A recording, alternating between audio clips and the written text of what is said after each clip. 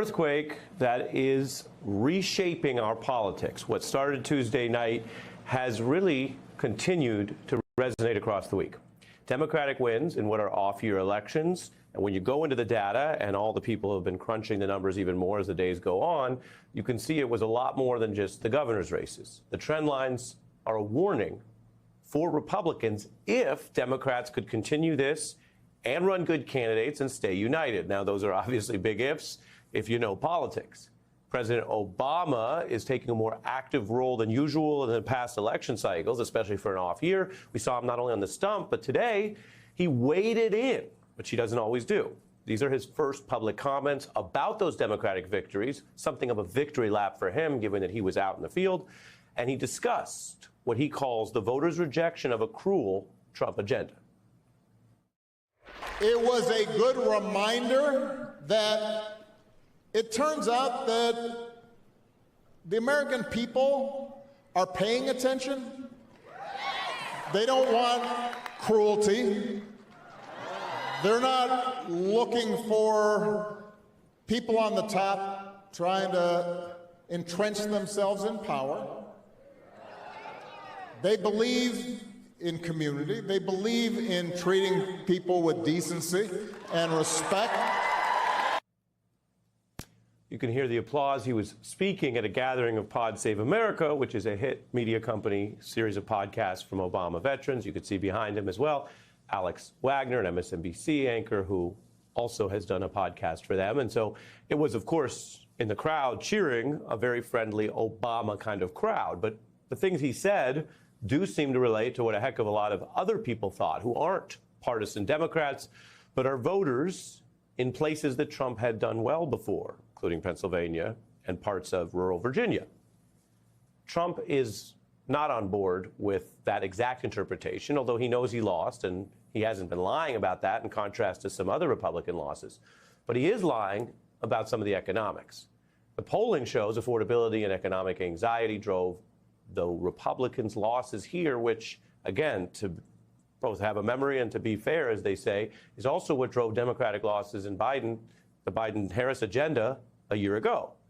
We do know, and we've mentioned this in our reporting, James Carville and others, Jay Comanduri have talked about it on this very program, voters punish incumbents when the economics are bad. The Carville phrase, it's the economy stupid, updated to it's affordability stupid, and Republicans paying a price for Trump's forgotten promise.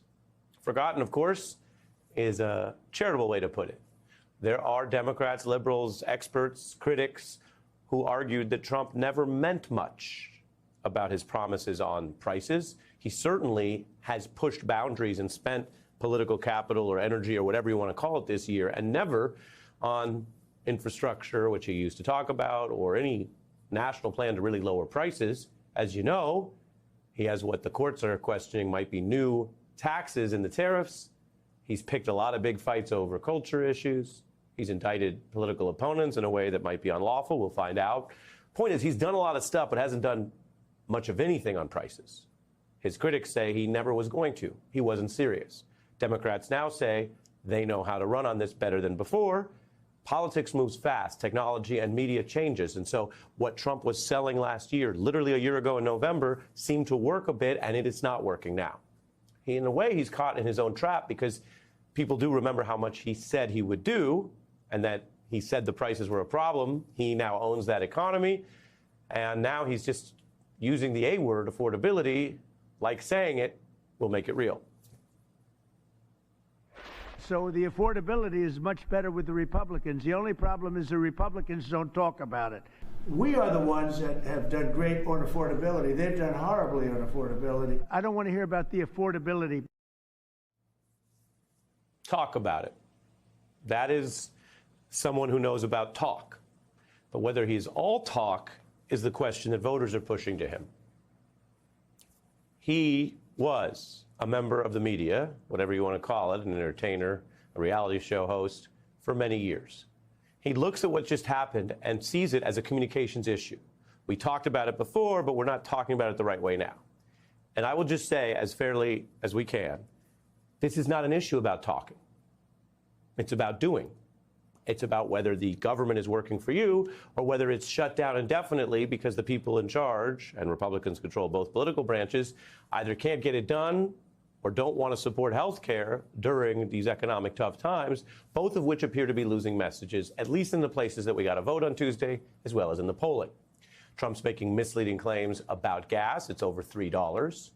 Trump claims on inflation don't add up. Grocery prices still going up, increasing by over a point this year. And then over on Fox News, some of the coverage is here on planet Earth. Take a look. Prices are up in the United States for coffee. It's up almost 20%. Utility up 11.7%. And then electricity is up 5.1%. And vehicle repair, if you need your car fixed, it's up 11.5%.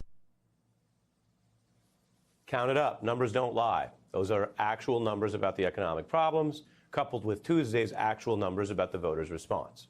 Now, Zohran Mamdani has campaigned on this, and we had him on this program on election eve, and he's put it very concisely in our rapid-fire lightning round.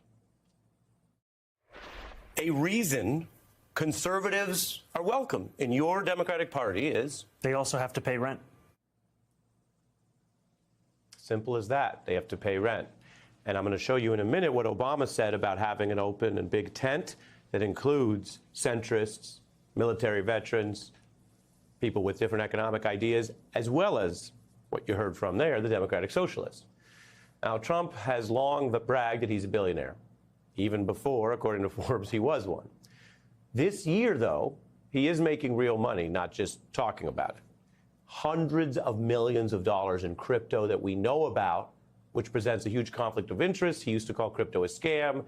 Now his family makes the money off it.